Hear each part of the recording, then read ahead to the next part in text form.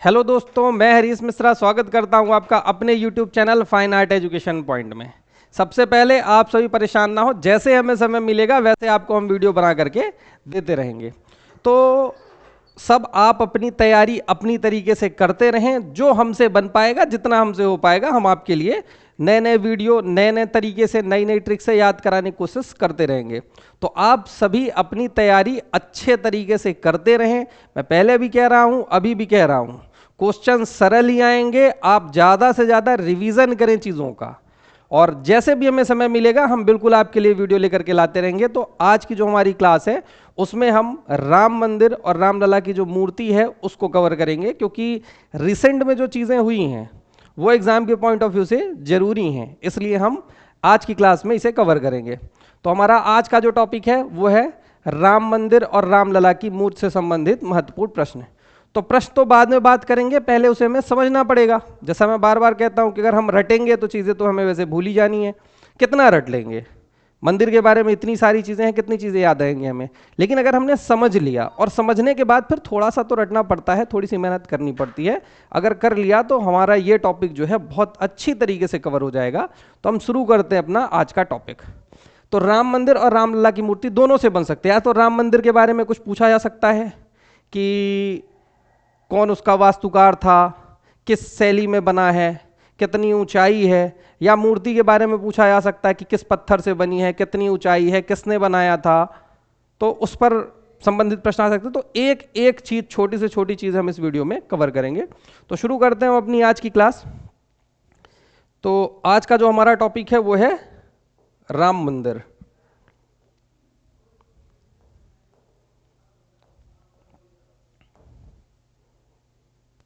राम मंदिर।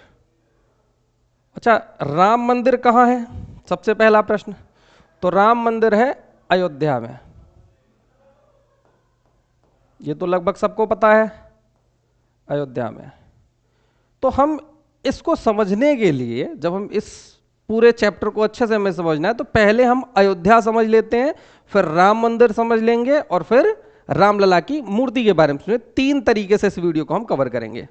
तो सबसे पहले हम समझेंगे अयोध्या के बारे में। यहां से भी प्रश्न बन सकता है।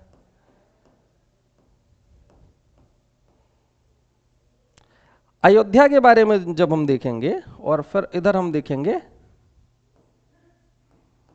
राम मंदिर के बारे में, जितने भी प्रश्न बन सकते हैं लगभग कोशिश करेंगे कि सब कवर हो जाएं। सबसे पहले अयोध्या की बात करते हैं। समझ लो ये कोई जगह है, ठीक है। ये जगह क्या है, अयोध्या। चलो इस तरीके से बना लेते हैं। समझ लो ये अयोध्या एक जगह है, समझते हैं, क्योंकि समझेंगे तो जल्दी याद हो जाएगा। अयोध्या से एक प्रश्न बन सकता है कि अयोध्या का क्या क्या नाम था। देखो, पुराणों के अनुसार इसका नाम साकेत था। साकेत किसका प्राचीन नाम है, अयोध्या का। फैजाबाद, फैजाबाद अयोध्या को ही कहा जाता था, फिर वर्तमान में अयोध्या। तो हमें यह ध्यान रखना है कि अयोध्या का नाम साकेत है, अयोध्या का नाम फैजाबाद है, और अयोध्या का नाम वर्तमान में अयोध्या है। अब अगर पूछे कि पौराणिक नाम, अयोध्या का पौराणिक नाम, पुराणों में अयोध्या का नाम क्या मिलता है, तो पुराणों में अयोध्या का नाम साकेत मिलता है। तो ध्यान रखना, साकेत किसका पौराणिक नाम है, अयोध्या का। फिर फैजाबाद देखेंगे, फैजाबाद था, फैजाबाद के बाद इसका नाम पड़ा अयोध्या। तो ये प्रश्न इंपॉर्टेंट हो गया कि अयोध्या का नाम फैजाबाद से बदल करके अयोध्या कब किया गया। तो ये हम देखेंगे 2018 में फैजाबाद नाम बदल करके अयोध्या किया गया। तो तीन चीजें यहां पर ध्यान रहेंगी। पहला, अयोध्या का पौराणिक नाम क्या था, तो अयोध्या का पौराणिक नाम जो था वो साकेत था। दूसरा, फैजाबाद से बदल करके अयोध्या नाम कब किया गया, 2018 में। ठीक, ये हमारा यहां पर क्लियर हो गया। इसके बाद एक और प्रश्न आ सकता है, अयोध्या किस नदी के किनारे है। लगभग ये सारी चीज़ें सरल ही हैं, लेकिन कुछ चीज़ें ऐसी हैं जैसे इंसान हम फंस सकते हैं हम उसमें। जैसे अब साकेत ही आता तो शायद कम लोग जानते होंगे साकेत के बारे में, तो कुछ ऐसी चीज़ें भी आ जाती हैं। तो हमें ये ध्यान रखना किस नदी के किनारे है, तो सरयू नदी के किनारे है। तो ये तो सरल चीज़ें ही हैं, लेकिन हम लगभग हर चीज़ कवर करेंगे, ठीक है, अपने वीडियो में। सरयू नदी के किनारे है। तो सबसे पहले तो हमें इतनी चीज़ें याद रखनी अयोध्या के बारे में, साकेत, फैजाबाद और फिर अयोध्या। साकेत पौराणिक कथाओं के अनुसार 2018 में फैजाबाद के बाद अयोध्या रखा गया। ठीक, इसके बाद राम मंदिर की बात करते हैं। राम मंदिर में जब हम देखेंगे तो सबसे पहले ये समझ में आ गया है, तो इसको बता देते हैं, ठीक है। अयोध्या नाम के बारे में हमने समझ लिया, ये 3 चीजें ध्यान रखनी, नदी ध्यान रखना है। अब राम मंदिर की बात करते हैं। राम मंदिर यहां पर आपको दिख रहा होगा, बहुत हल्का, लेकिन फिर भी आपको आभास हो रहा होगा। तो राम मंदिर, इस पर बात करेंगे सबसे पहले। तो राम मंदिर की जब बात करेंगे तो सबसे पहली चीज राम मंदिर, क्योंकि विवादित रहा तो शुरुआत में इसका फैसला कब आया सुप्रीम कोर्ट के द्वारा, तो ये डेट हमें पता हो। तो इसका जो फैसला है 2019 में सुप्रीम कोर्ट द्वारा इसका फैसला आया। फैसले की डेट याद रहे, यहां से भी प्रश्न बन सकते हैं। इसको हटा ही देते हैं, अभी यहां पर तो इसका काम है नहीं। सुप्रीम कोर्ट का फैसला आया कब, 2019 में। जब फैसला आया तो डिसाइड किया गया यहां पर राम मंदिर बनाया जाएगा। राम मंदिर बनाया जाएगा तो कैसे बनाया जाएगा, कितना बड़ा बनेगा, किस शैली में बनेगा, इस पर चर्चा हुई। तो इस पर हम देखेंगे तो ये फैसला लिया गया कि चूंकि अयोध्या जो है, अयोध्या उत्तर प्रदेश में है, और उत्तर प्रदेश यानी कि उत्तर भारत, और उत्तर भारत में मंदिर निर्माण की शैलियां मैंने बताई थी कौन सी चलती हैं, तो प्रचलन में नागर शैली चलती है। तो अयोध्या में यह फैसला लिया गया कि नागर शैली में मंदिर बनाया जाएगा। जब यह डिसाइड हो गया नागर शैली में बनाया जाएगा, तो ये बात हुई कि नागर शैली के जो अच्छे अच्छे वास्तुकार हैं उनको बुलाया जाए और वो सब अपना अपना डिजाइन दिखाएं। तो यहां पर देखेंगे तो जिसका डिजाइन सेलेक्ट हुआ था उसका नाम है, ये इन्होंने ये राम मंदिर का डिजाइन बना करके दिखाया कि ये राम मंदिर का डिजाइन है। इनका नाम क्या है, चंद्रकांता सोमपुरा। चंद्रकांता सोमपुरा, ये इसके वास्तुकार हैं, इन्हीं का डिजाइन सेलेक्ट हुआ है। चंद्रकांता सोमपुरा, इन्होंने डिजाइन बनाया। फिर जब डिजाइन तैयार हुआ तो इन्होंने उस पूरे डिजाइन को एक्सप्लेन किया कि ये कैसे कैसे बनेगा। तो नागर शैली में इन्होंने बताया कि हम इस मंदिर को जो बनाएंगे, इन्होंने समझाया उस मंदिर की 161 फीट ऊंचाई होगी, 161 फीट ऊंचाई होगी, सबसे पहली बात। दूसरा, कुल 3 मंजिले का होगा।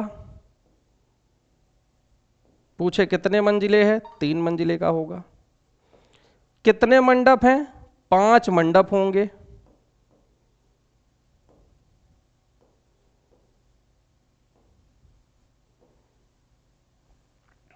मंडप 5 होंगे। 44 द्वार, द्वार 44, और खंभे 392।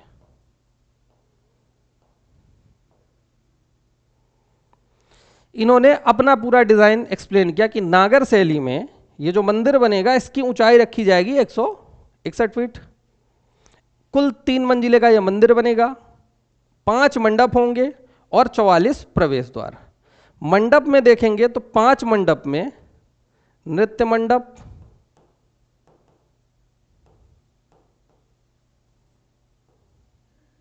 रंग मंडप,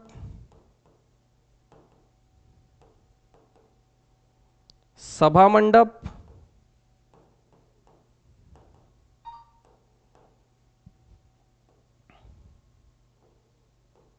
प्रार्थना मंडप और कीर्तन मंडप। इन्होंने अपना पूरा डिजाइन समझाया कि ये सब चीजें इसमें बनेंगी। तो फाइनल हो गया कि डिजाइन इन्हीं का सेलेक्ट हुआ। चंद्रकांता सोमपुरा राम मंदिर के वास्तुकार हैं। इसके बाद देखेंगे तो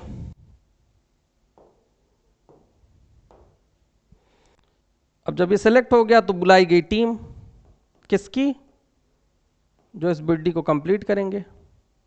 ये कौन है, ये L&T कंपनी। इस कंपनी को निर्माण पूर्ण कराने का काम दिया गया। L&T कंपनी जो है उसने इस मंदिर के निर्माण कार्य को लिया कि ठीक है इस मंदिर का निर्माण हम कराएंगे। इतनी बात समझ में आ गई सबको। अब देखो इतनी बात समझ में आ गई, ये डिजाइन तैयार हो गया, काम मिल गया। किसे मिल गया, L&T कंपनी को। किसने डिजाइन तैयार किया, चंद्रकांता सोमपुरा। शुरुआत से एक बार फिर रिवाइज कर लेते हैं। राम मंदिर को सबसे पहले हमें अयोध्या के बारे में पढ़ना है। अयोध्या में 3 नाम याद रखना, साकेत, फैजाबाद और अयोध्या। साकेत पौराणिक नाम है, फैजाबाद बाद में उसका नाम हो गया था, फिर बाद में बदल करके 2019 में क्या किया गया, अयोध्या किया गया। उसके बाद राम मंदिर की बात करेंगे, सुप्रीम कोर्ट से फैसला आया था 2019 में। राम मंदिर अयोध्या उत्तर प्रदेश में है, नागर शैली में बना। डिजाइन किसका पास हुआ, चंद्रकांता सोमपुरा का। और किस कंपनी को काम दिया गया, L&T कंपनी को। ऊंचाई 161 फीट, कुल मंजिले 3, मंडप कितने हैं, 5। कौन कौन से, नृत्य मंडप, रंग मंडप, सभा मंडप, प्रार्थना मंडप, कीर्तन मंडप। द्वार कितने हैं, 44, और खंबे कितने हैं, 392। तो खंबे द्वार ये उतने इंपॉर्टेंट नहीं है, आपको याद रखना है ऊंचाई, कुल कितने मंजिले हैं, कितने मंडप है और नागर शैली, ये इंपॉर्टेंट रहेगी। ठीक है, इतनी बात हमें ध्यान रखनी है।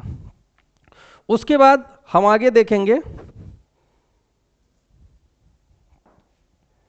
तो इतना बात समझ में आ गया ना।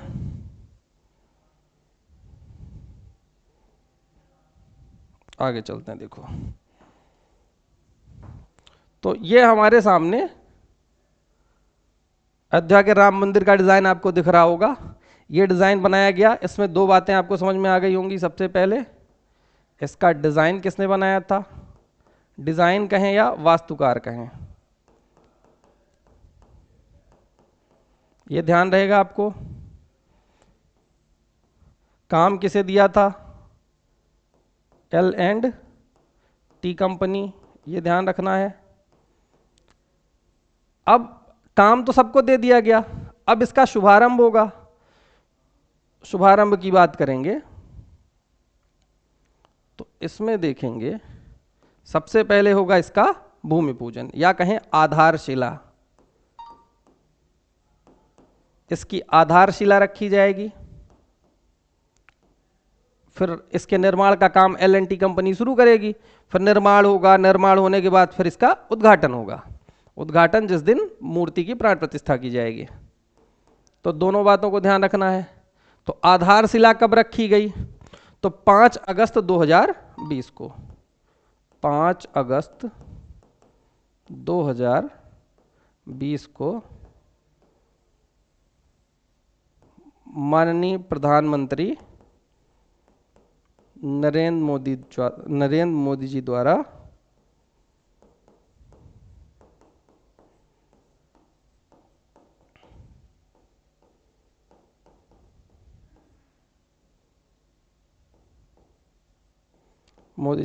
इसकी आधारशिला 5 अगस्त 2020 को रखी गई।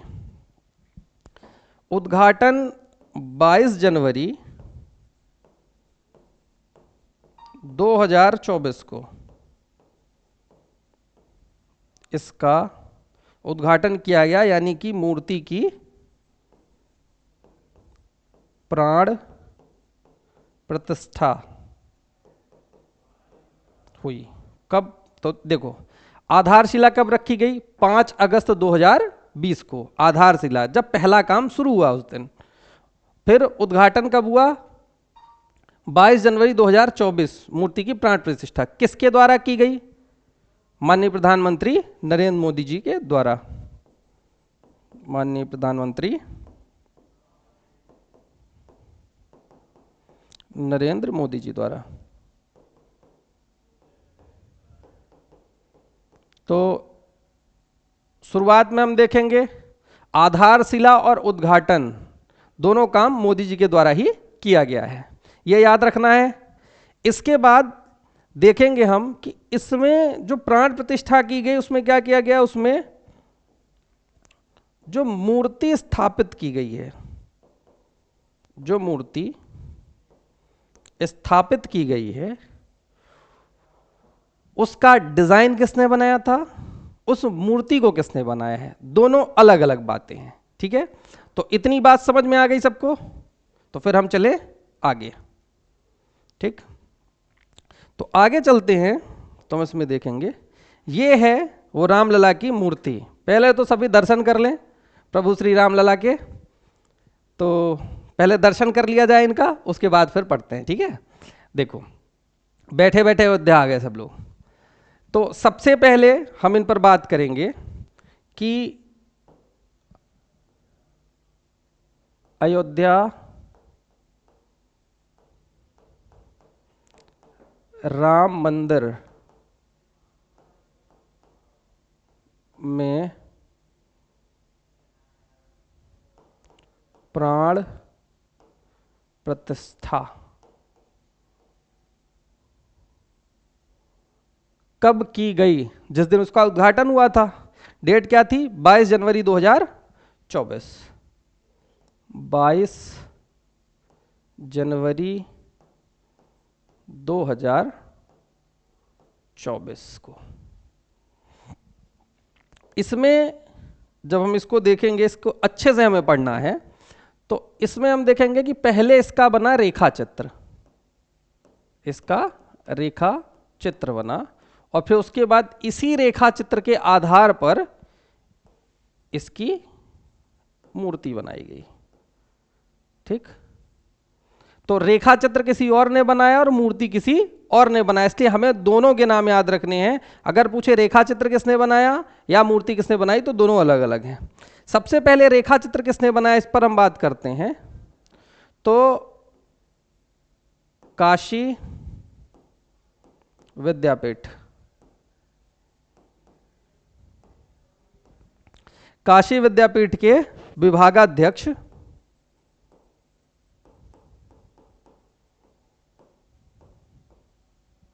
डॉक्टर सुनील कुमार विश्वकर्मा, डॉक्टर सुनील कुमार विश्वकर्मा जी, इनके द्वारा रामलला की मूर्ति का रेखा चित्र तैयार किया गया।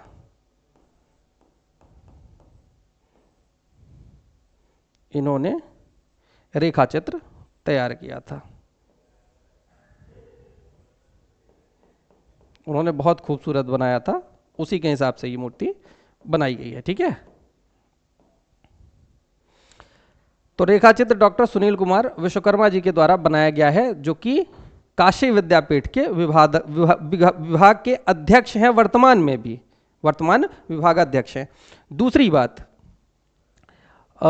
सुनील कुमार विश्वकर्मा जी हाल ही में इन्हें राज्य ललित कला अकादमी लखनऊ का अध्यक्ष बनाया गया है। तो ये बात भी ध्यान रखना, ये भी इंपॉर्टेंट है।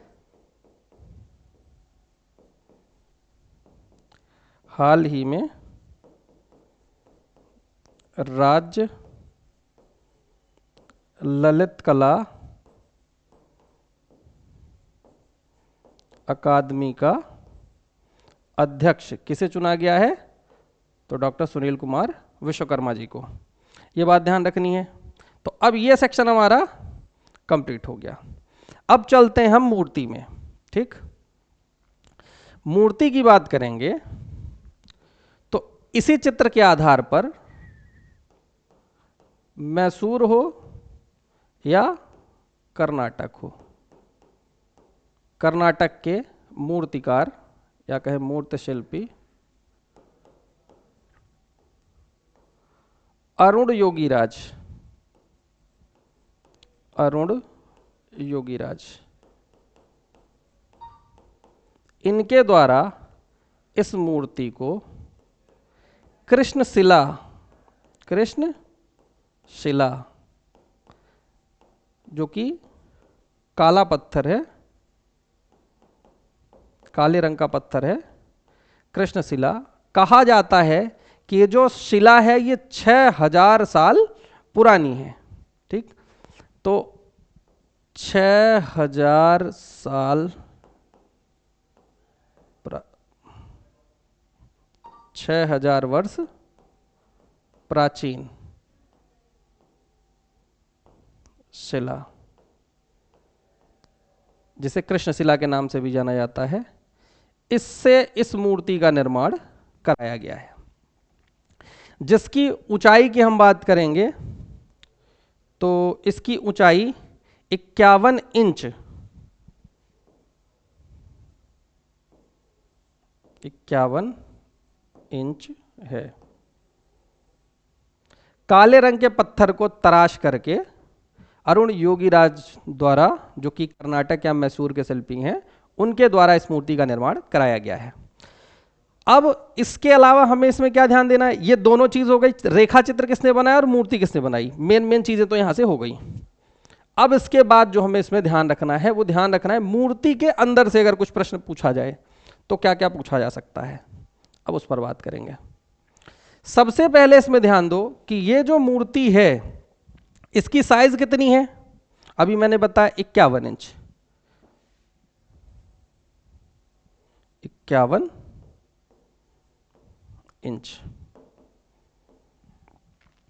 इसमें कौन सी शिला है? कृष्णशिला को तराश कर, कृष्णशिला को तराश कर बनाई गई है। ये रामलला की मूर्ति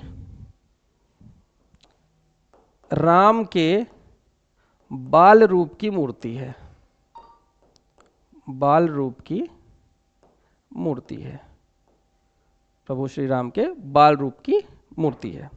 अब इसमें आप ये ध्यान रखना कि इस मूर्ति में क्या क्या चीजें हमें देखने को मिलती हैं। इसमें कुछ प्रतीक चिन्ह हैं, दशावतार हैं, हनुमान जी और वरुण देवता इसमें हमें गरुड़ देवता, हनुमान जी और गरुड़ देवता हमें देखने को मिलते हैं।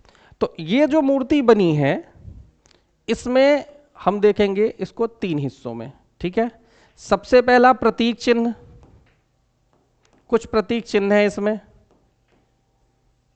दशावतार हैं और अन्य देवता। तो प्रतीक चिन्ह की जब हम बात करेंगे तो प्रतीक चिन्ह में इसमें हमें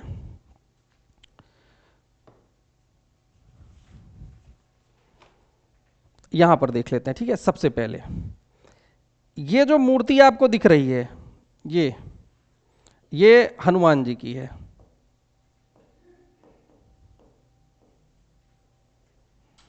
बगल में इस साइड जो देख रहे हैं ये इसमें पंख भी लगा हुआ है, देखिए ये गरुड़ देवता की मूर्ति है,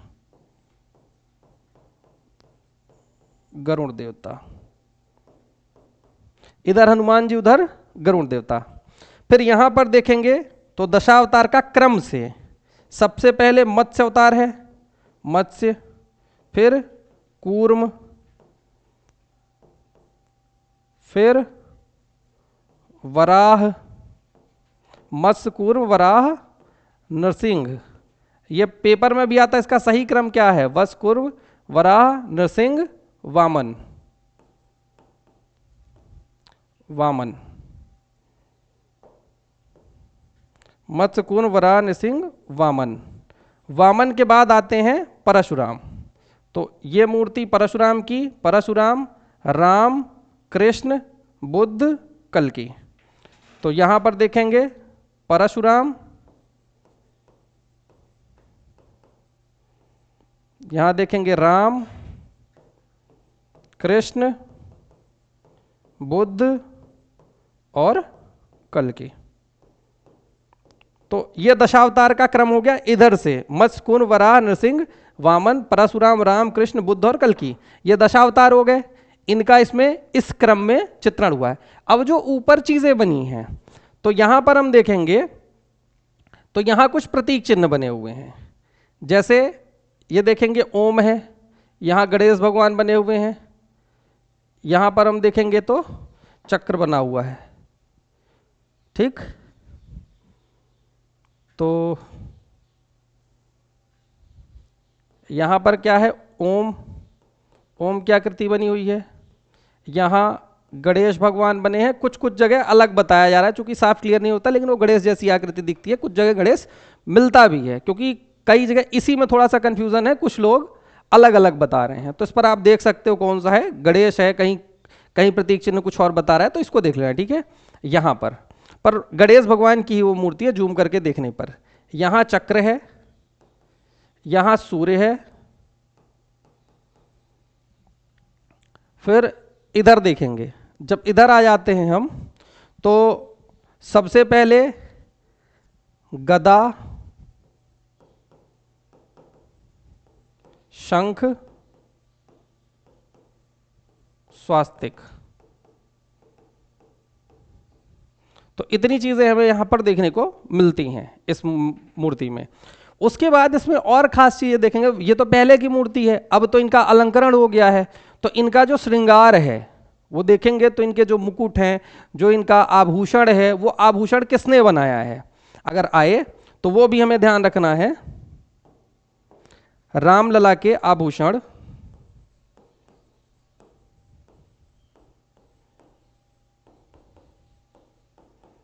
रामलला के आभूषण का डिजाइन इन्होंने बनाया हर सहायमल श्यामलाल ज्वेलर्स।